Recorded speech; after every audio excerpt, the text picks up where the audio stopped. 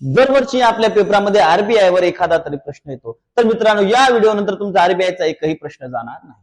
Sir, RBI म्हणजे काय हो? तर आरबीआय म्हणजे आहे मित्रांनो रिझर्व्ह बँक ऑफ इंडिया. जशी प्रत्येक देशाची एक मध्यवर्ती बँक असते, तशी भारताची एक जी मध्यवर्ती बँक आहे तिचं नाव आहे sir reserve bank of India. Reserve bank of इंडियाची स्थापना कोणत्या समितीमार्फत झाली? तर सर हिल्टन यंग आयोग. कोणता आयोग सर?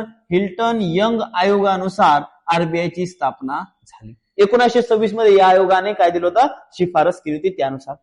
त्याच्यानंतर सर स्थापना कधी झाली? तर स्थापना झाली 1 एप्रिल 1935 ला. कधी झाली सर? 1 एप्रिल 1935 ला. त्यानंतर सर राष्ट्रीयकरण कधी झाले? काय सर? राष्ट्रीयकरण, आरबीआयचे राष्ट्रीयकरण कधी झाले सर? 1 जानेवारी 1949 ला.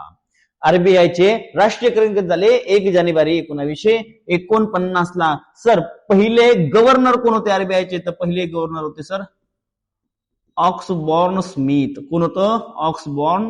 ऑक्सबॉर्न स्मिथ. ठीक आहे सर. पहिले भारतीय कोण होते? पहिले भारतीय होते सी.डी. देशमुख.